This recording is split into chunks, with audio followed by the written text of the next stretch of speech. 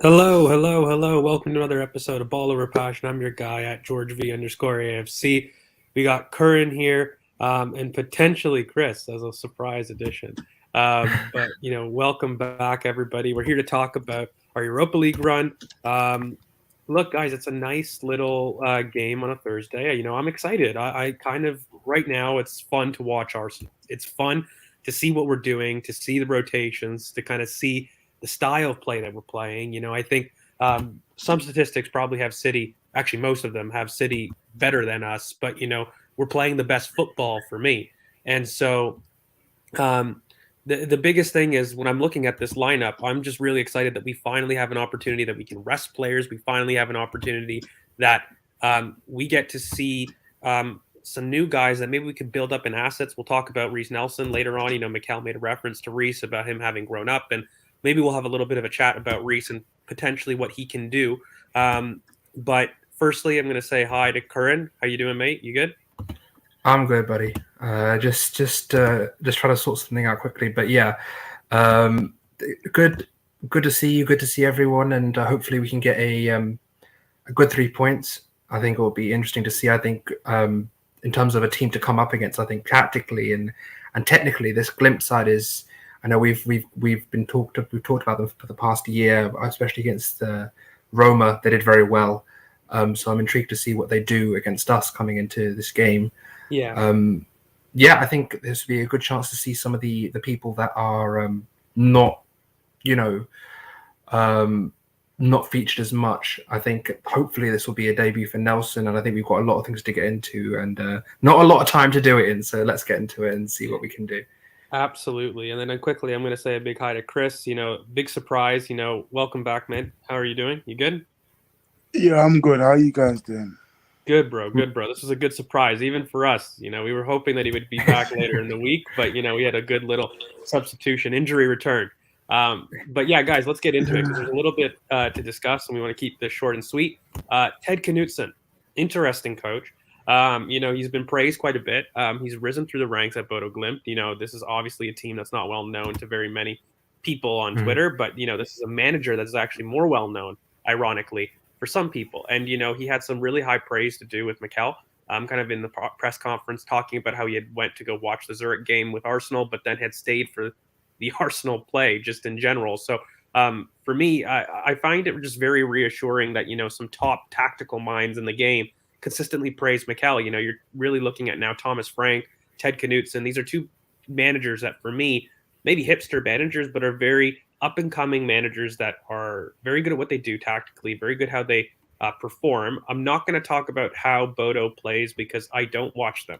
I doubt that everybody here is watching them, so we'll probably have to focus on Arsenal. But Chris, really quickly, how do you bake us entering into the game right now? Because it's going to be really important to top the group. And I think maximizing our wins in this really short period in October is going to be very key for Mikel. It's going to be a key thing for him so that we can basically go right to the quarters, I believe. You guys correct me if I'm wrong, but correct. No, that's right. Group, you go straight to the quarters, which is very advantageous for us later in the season. But how are you feeling, Chris, about this game?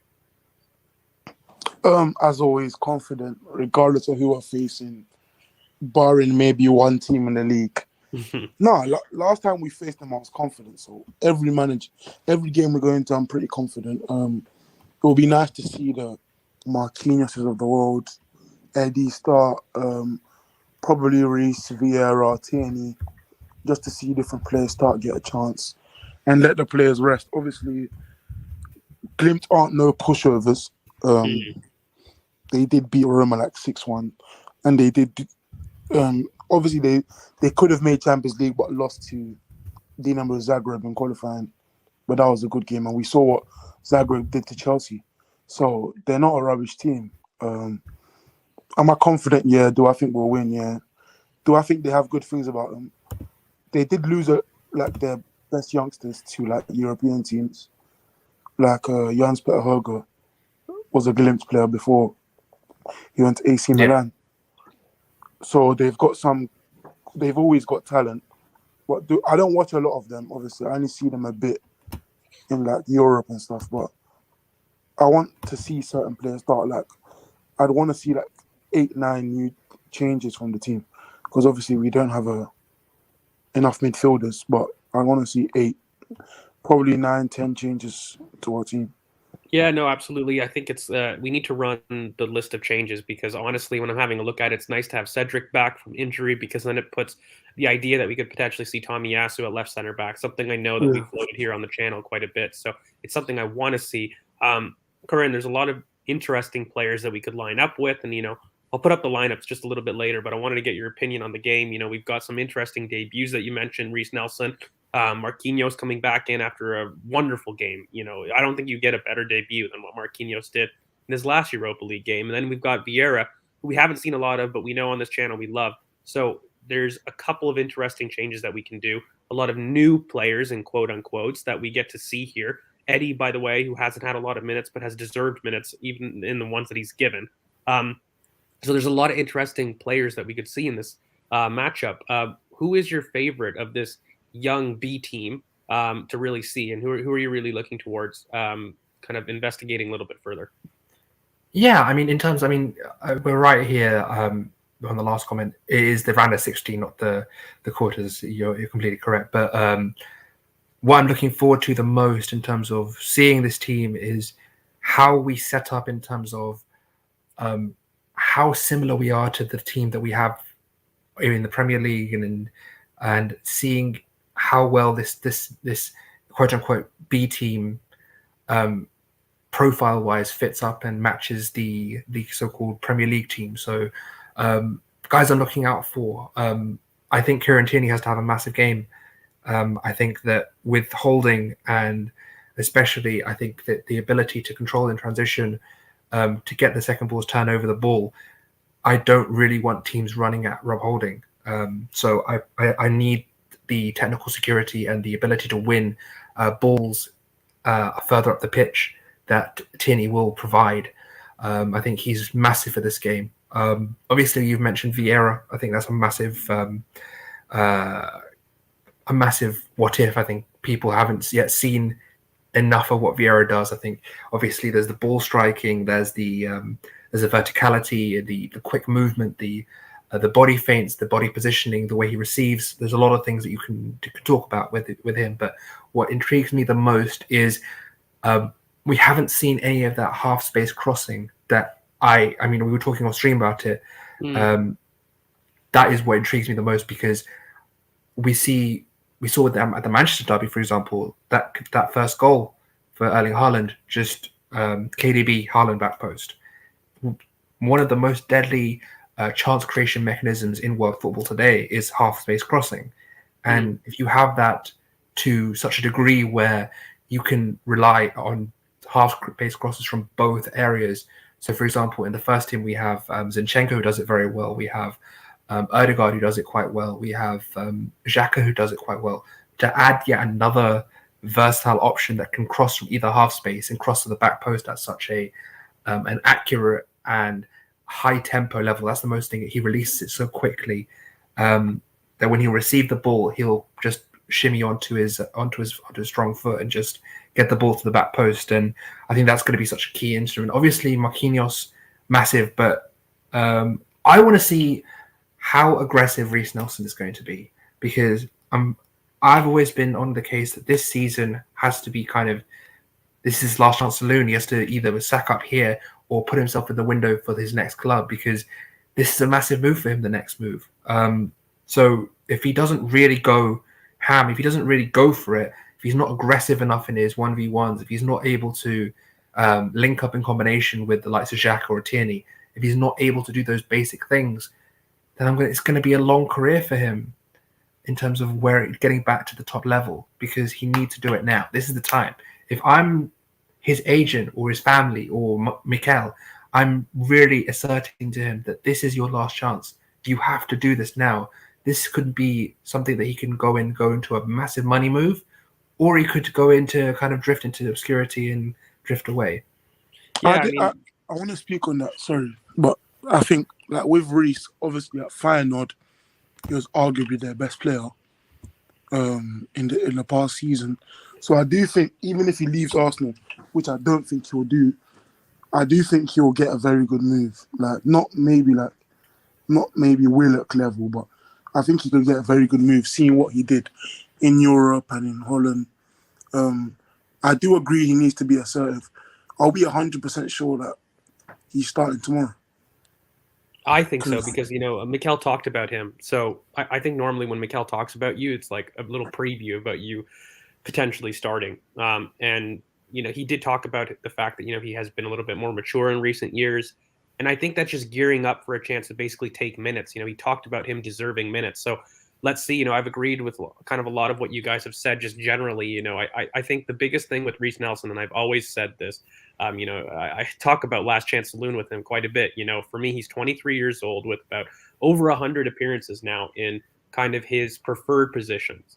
I've seen him enough right now to kind of get an evaluation of the player. I'm not looking at somebody that I think is athletically incomplete. I'm looking at somebody that I know what I'm going to get at this point. Now, the only question is mentality and application, because for me, Reiss Nelson has the quickest feet in the squad, something that I think people still forget. He still is a very massive talent. The issue has always been how aggressive he can be and whether or not he believes in his ability to really take on players. I think even in the times that he's featured for Mikel, he's done very well. He's done the basics well. He's good off both feet. He's a creative passer.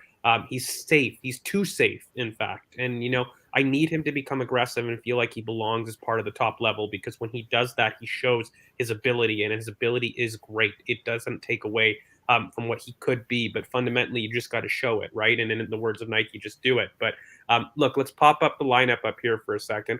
This is something that I think that we'll likely see in our opinions here. Any surprises? I'll go to Chris first here.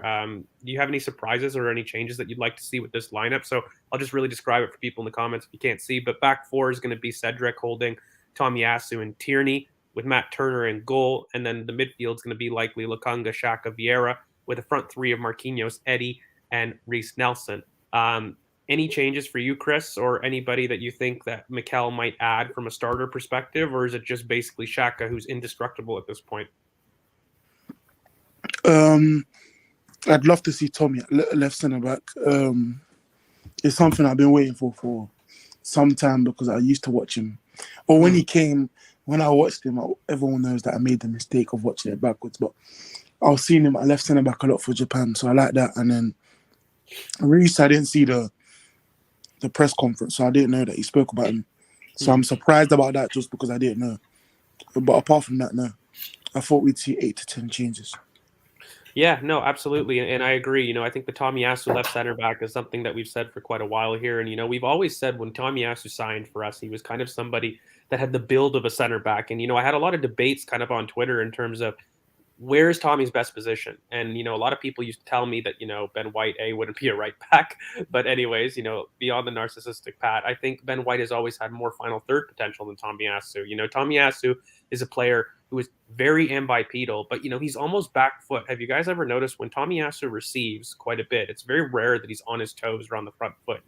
He seems to shape the ball, to really control it. His first instinct is to kill the momentum, look up, and play the pass early. Now, that's never a bad thing, but that's really good in build-up. But what it does do is it really offers you very limited ability in the final third if you're not able to create separation either through athletic running power or through technique. And he's somebody that definitely has technique in terms of an ability to control the ball, but I don't see the same varied cross as I do with Ben White. I don't see the same technique or whip on crossing that I do with, with Ben. So I think for me, I really want to see how his dual winning could be very useful, in the back, as well as his aerial ability and competency.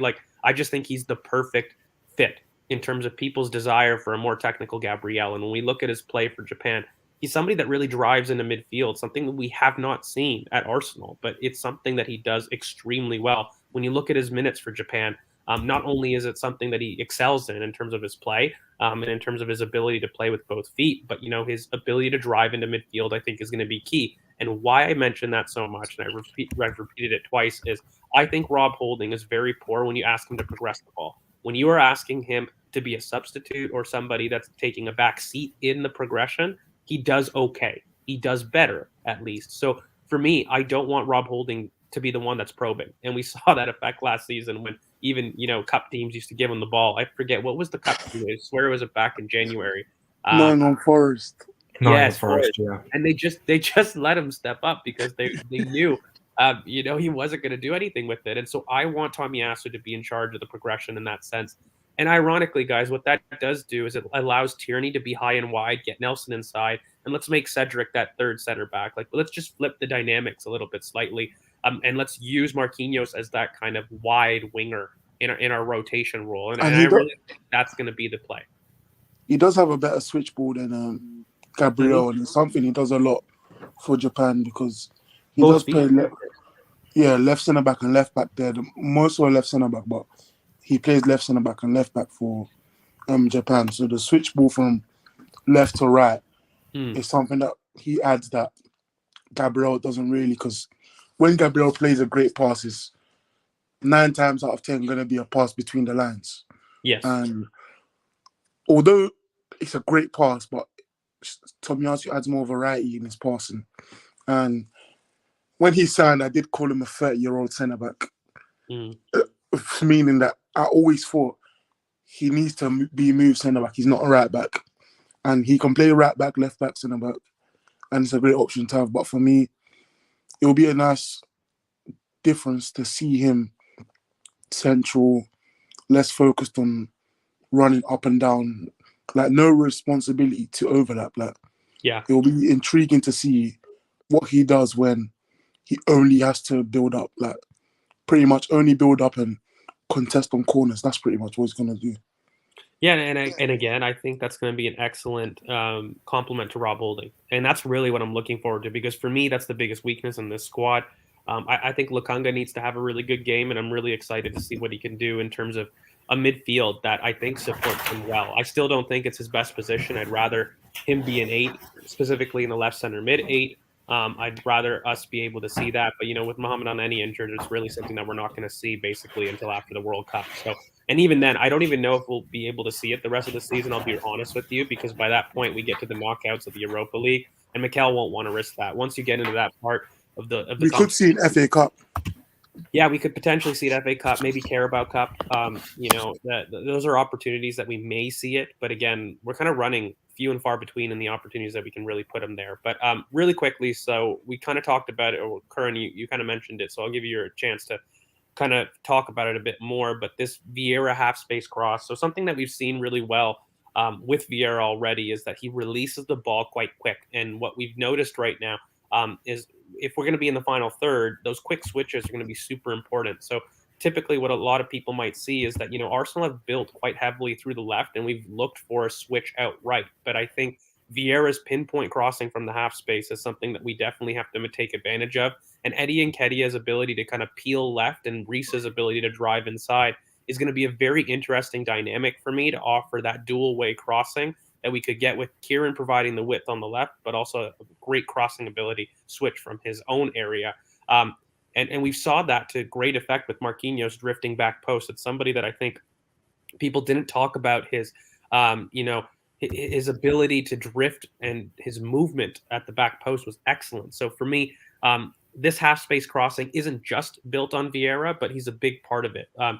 What do you make of kind of what Vieira needs to do to maybe stake a claim to edge out Martin Odegaard in the starting 11? I think it's going to be difficult with the competition, and it's going to be very difficult in terms of who we're playing in the next couple games. But after a pool, we have Leeds, Southampton. So there's a couple games that you might say, listen, this is an opportunity for people that have performed in the Europa League to potentially start in the league, in the next game. So I know we've talked about this half space, but who for you needs to perform well, and what do they need to do to basically get into the Premier League team? I mean, to get in the Premier League team is pretty hard at the moment. We are top of the league. We're playing the best football in the league. But in terms of what performers can really stake a claim, you're looking at the likes of Eddie Nketiah, Fabio Vieira, and Kieran Tierney for me. I think those are the main three, and Tomiyasu as well. Obviously, Granit's already in there. Nelson, I don't think has a chance right now. Neither does Rob or Cedric. And Marquinhos, look, Saka is Saka. He's our franchise player. He's not going to oust him right now. So if I was to pinpoint one player to really be like, okay, put a claim out, It's Tommy. I think Tommy has this. If he does play left centre back, I'm going to be there. I'm going to be hopefully watching him play left centre back. So if he is there, it's going to be a game where we kind of see what his mettle is at that role. Does he have the ability to allow us to, in the summer or future transfer windows, prioritize a right back, or do we keep him at right back and prioritize a left centre back? I think this is a game where we can sort of see where our squad is and where we're at and what we need to do. So it'll be interesting to see him. I think he's the most interesting player on the pitch because it gives us long-term ramifications, whatever his role turns out to be. So yeah, interested to see what Tomiyasu does. But in terms of players that can stake, I think it would be him as well, and obviously Kieran as well. Both have a massive thing, and Kieran especially because of the Salah threat, I think has a big opportunity here to be like, look, you need me in this team because I will run back, I will track back for this team. So let's see. Yeah, no, it's very interesting. I thought this was a cool comment, so maybe we can sign off on this. But I think, guys, we've basically got through what we can get through in terms of looking at these two teams in this fixture. But there is one last thing. There is one last thing, George. The likes of Zach Orr and Matt Smith trained with the first team today. I don't know if they'll get a chance maybe off the bench, but I would like to see maybe a youngster in the mix. It would be cool. It's not one of them two. Yeah, I know. Hopefully, it's not one of them two. But the point is, I would hope to see if we get maybe not a debut, but maybe it's someone just in and around the squad, in the match day squad, something like this. Someone interesting would be kind of cool. Maybe a Cozy Dewberry or someone of that ilk. Maybe even an Ethan again. So let's see. I think it's difficult because those guys don't have space in the Europa B League team. So the issues is like the Europa League has a different qualification. Yeah. So I don't. Yeah, it's got a different age range. So I don't know kind of if we have the ability to do so. But here I'm going to try to change the question. So I understand that which teams do you guys think might drop to the Europa League? So I don't know. Barcelona. Are going to join us in the Europa League. Yeah, but look at Atletico Madrid, very possible. Like that Group B is nuts. Club Brugge is sitting on 9 points at the top, and you've got Porto, Leverkusen, Madrid on 3 points each. Like that's insane. Ajax Rangers are most likely to drop. Oh God, Ajax. I had to just for the culture. And then guys, look, Spurs could drop in. Like I don't want them to, but they could. They're tied on points. They got lucky that Marseille got red. Yeah. Like I mean, look, it's possible. Then you're looking. I think. Look, the Chelsea game. This is going to be very interesting. That group is also not done. It's very very interesting. Yeah, group Chelsea down have there. 1 win, 1 loss. Exactly. So, I doubt that they drop in, but I think Salzburg are definitely a team that's interesting that has a lot of prospects. I like that it's very. Sorry to cut you off, but I like that it's very up in the air because it means that the teams in our league, apart from Man City, have to go 100%. Yeah, in their groups. Yeah, because they both messed up. Like Liverpool and Chelsea messed up game week 1. Yeah. Meaning from at least game week 2 to game week 4, they have to go 100% because usually you go game week 1 to 3, 100%, 9 points were through. Then anyone can play. But because they messed up game week 1, they both have to go at least 1 more week, 100%. Do you know how mad it is that Napoli, Bayern, and Club Brugge are the only teams sitting on with 9 points, and there's a couple that could potentially do 6 after obviously this game week, but there's not many. It's basically. I know. Obviously, we talk about Premier League a lot, but Napoli have been one of the best teams in Europe this season. They've been very good, been very consistent in their league, and I swear they beat AC Milan. They've been very good in their league, and then. Obviously, they beat Liverpool like 4-1, was it? Yeah. Because they've had some excellent recruitment, right? Like in general, Kvara has been amazing. Kavica, Zambo, and Guiso has been good. Yeah. So they've been an interesting team, no doubt. But here, I'm going to flip the question kind of. I've mentioned a lot. Juventus is probably a big name that's going to drop down, which is insane. But for you guys, who do you think is the team that you're most afraid of dropping in. I'm going to slightly tweak the question. Like, who do you not want to drop in that still could? And I'll go to Curran first. Chelsea. Chelsea. I don't want Chelsea. Like, I'm not even afraid of Chelsea, but like, I can't think of anyone else. You know what I mean? I'm not like, if Chelsea come, we'll beat them. But like, I don't really fear many teams. I don't fear Barca or Atletico. Bring them. I don't really care. For me, Barca. Just because I don't like facing attackers that good. Simply. With Chelsea, I know we beat them at Stamford Bridge every year, and then at home I'm confident against anyone. But with Barca, there's a factor of just having to contain Lewandowski and Dembele for 180 minutes is a hard task for any defense in history, let alone ours. Which is why I don't even fear any team.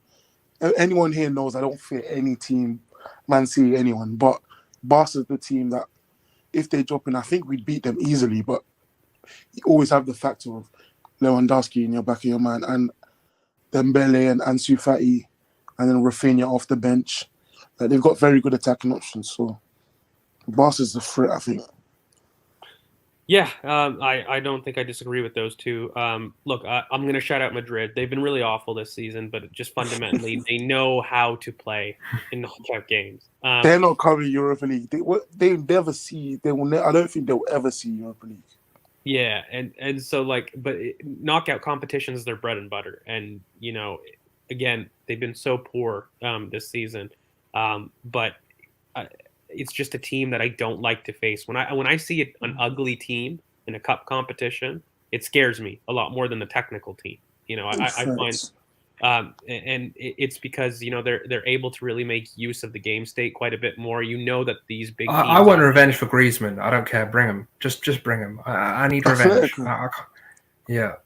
I can't. No, I can't. I am happy. That man did the L dance at the Emirates. I don't want it. I need them back. I wasn't considering Real Madrid, but their European heritage is far and above anyone else. Like, no one compares.